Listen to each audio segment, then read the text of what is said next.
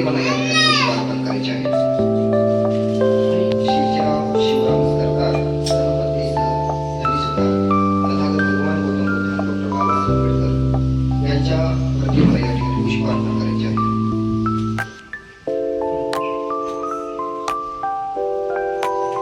विजय मुरलीधर सरकार यांनी सुद्धा भगवान गौतम बुद्ध आणि डॉक्टर बाबासाहेब आंबेडकर यांच्या प्रतिमेला या ठिकाणी पुष्पार्पण करायचे आहे.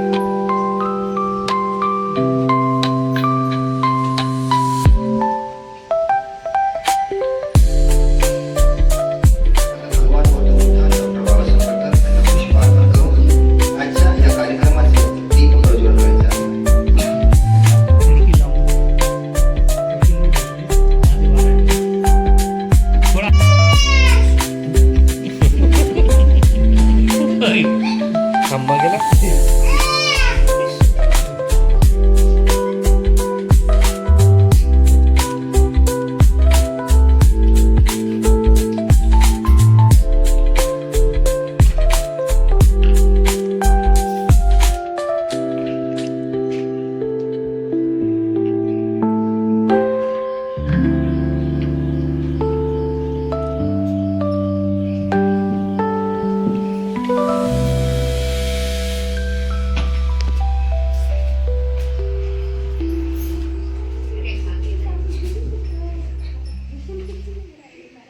यानंतर हा गृहप्रवेशाचा संस्कार विधी या ठिकाणी प्रारंभ होत आहे.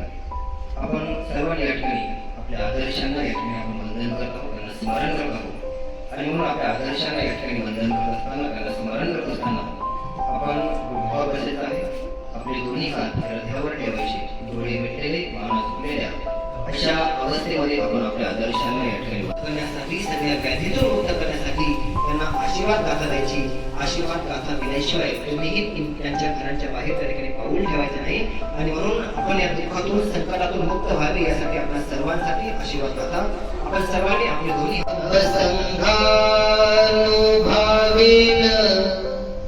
सदा सोत्ती भवन्तु ते इच्छितं पतितं गतुय्यं हिप्पमेव समिञ्जतु सभ्ये पुरिन्तु चिन्तसङ्कपा जन्तुपन्नो रसो यथा आयुरारोग्य सम्पत्ति सब सम्पत्तिमेव च ततो निब्बान सम्पत्ति इमिनते समिञ्जतु. साधु साधु साधु. बुद्धं नमामि, धम्मं नमामि, संघं नमामि. सुखी हो, मंगल हो, कल्याण हो, दुःखातून मुक्त हो, दुःखमुक्तीचा मार्ग मिळो, निब्बाण पदार्थ हो. साधू. अशा पद्धतीने या ठिकाणी सरदार परिवाराच्या या गृहप्रवेशांचा संस्कार विधी या ठिकाणी संपन्न झाला. आपल्या सर्वांना भूका लागल्या असतील, आपण या ठिकाणी भोजन करायचं आहे. पण मला एक छोटीशी सूचना तुम्हाला द्यायची आहे. ज्यावेळेस मी बुद्धं शरणं गच्छामि, धम्मं शरणं गच्छामि आणि संघं शरणं गच्छामि ज्यावेळेस मी म्हणत होतो, त्यावेळेस बुद्धाने सांगितलं की आपण 3 वेळेस वंदन करायचं. आपला जो माथा आहे हा जमिनीला टेकवायचा यासाठी, कारण हे सगळं तुमच्यासाठी आहे, बुद्धांसाठी काहीच नाही. ज्यावेळेस तुम्ही 3 वेळेस वंदन करता त्यावेळेस बुद्धाने एकदाही वंदन करायला सांगितलं असतो. आपण 3च वेळेस का सांगितलंय की ज्यावेळेस तुम्ही 3 वेळेस वंदन करता त्यावेळेस तुमचा गुडघ्याचे मणके